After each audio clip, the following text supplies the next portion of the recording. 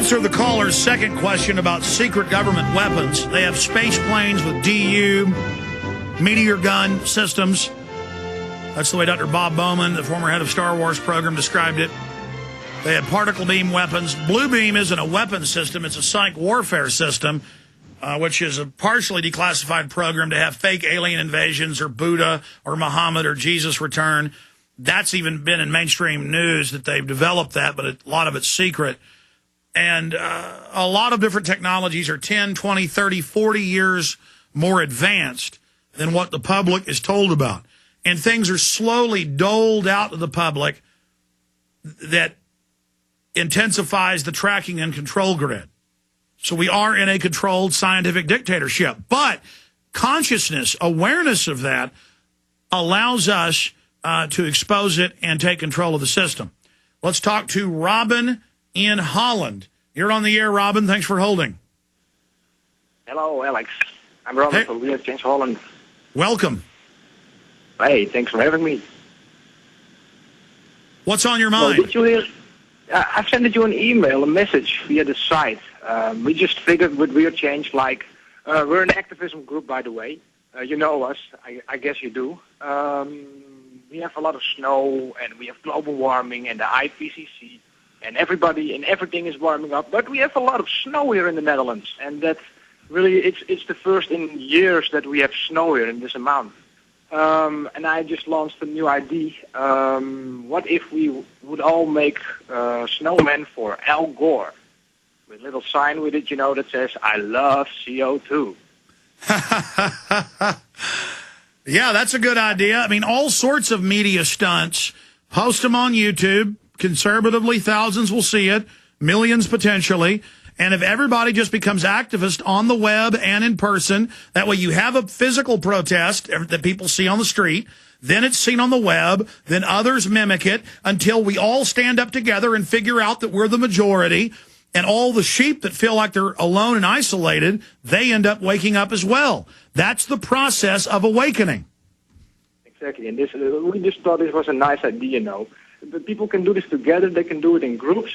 But for all, I don't care. They can create a whole army of snowmen, put an old sign on top of it with Al Gore, we're coming for you or something. It's going to be a lot of fun. You can do a lot of things with this. And we've put up a link on the website. I've also sent you the email, the link to it. It's on wacholland.org. That's our website. Our website is for short, We Are Change Holland. And it's right on the front. Everybody can see it. And we will create a photo album where everybody can upload their own pictures they've made and stuff, so people can vote. And we're thinking about putting the best thing on our website on the front page for a couple of weeks. You could have the snowmen with signs like record cold temperatures in the last 100 years. Some areas record cold in the last 25. Got global warming. We're coming for you, Al Gore. We're going to give you a snowball. Absolutely. Great points. Good to hear from you, Robin. Let's talk to Terrence in Detroit. Terrence, go ahead. Hey, Alex, I hope I can fit it in. I got to talk to James Conboy there in New York about the Cressy family. I got through to him on his lunch break, and basically I just asked him to read the Constitution and set them free. And he got into a discussion on how they should be educating their children and everything. And I asked him, if you really wanted to help them, why didn't you knock on their door and offer them a better way to teach their kids to read instead of arresting them and forcing them to jump through hoops? And what did he say to that? Well, he said, I didn't arrest them. And I said, but you didn't order them to be set free, so you're part of the arresting process. I said, basically it was just set them free, let them go. Did he say he's getting a lot of phone calls?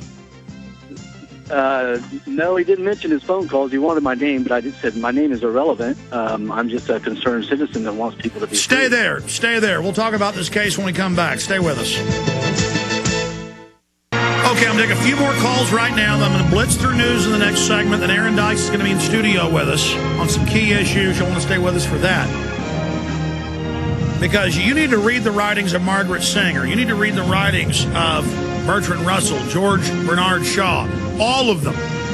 Aldous Huxley, Julian Huxley, hundreds of them. Scientific global government. We're going to sterilize you. We're going to kill you. We're going to euthanize the old. And now they're making their move, pushing it out in the open.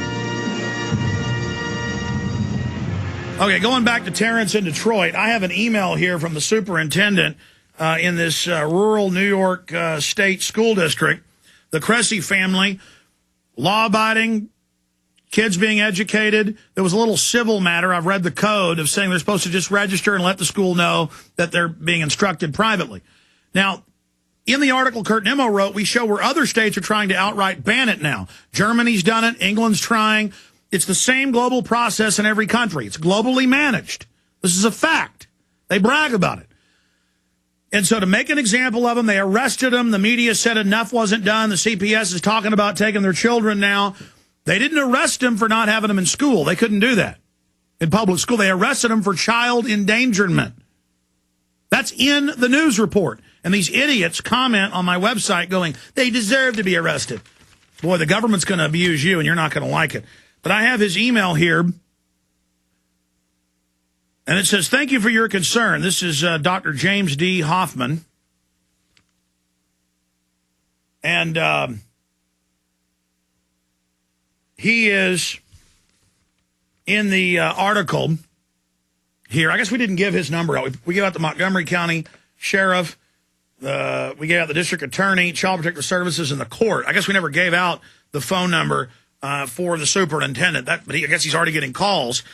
And it said, thank you for your concern. This is one of our listeners. It's unfortunate the situation had gained national notoriety and plunged both the family and the school district into such an unfamiliar spotlight.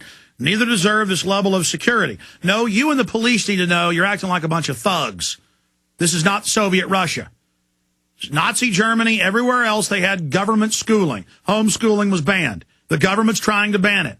Don't you get it, buddy? I met with the parents on January 5th. Reviewed their curriculum and helped set them on the path to bring them into compliance with state law. This is after they were arrested. I expect this will soon be resolved quietly and amicably away from public eyes. Okay? And then he goes on from there to say, oh, because one 18-year-old in our town couldn't read good after homeschooling, we have to do this. It's like France is in the news saying, we had 150 husbands and wives kill themselves last year, so we're banning yelling at each other to get husbands and wives tattling on each other to break up the family. And this is the government taking over the family. Oh, because 150 died out of 61,500,000 in France. All the French have to be slaves. This is guilty until proven innocent. This is slavery. Finish up with talking to Dr. James D. Hoffman, the superintendent of these Orwellian schools. What did he say to you on the phone? Well, I was with Mr. Conboy, and I said, why don't you let the parents teach their children to read? And he said, well, they can't read. Okay, so I was wrong. You didn't talk to the superintendent. You talked to Conboy. That's his name, James Conboy, the district attorney. Correct. And he said, well, they can't read. And I said, did you test them?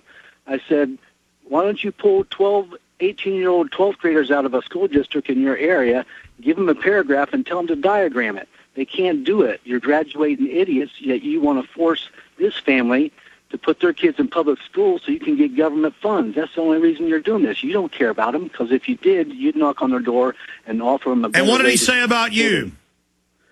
He didn't say. He just wanted my name. I said my name is irrelevant. I'm just a concerned citizen that wants to be free and wants you to set the Cressy family free. Let them be free. Leave them alone. And hopefully he'll listen. Maybe it'll open his eyes a little bit. But at least I got through to him, and he did give me 5 minutes. All right, good job. More calls straight ahead. Thank you, Terrence. Jason, Randy, others. First, I'm going to hit some news. Stay with us.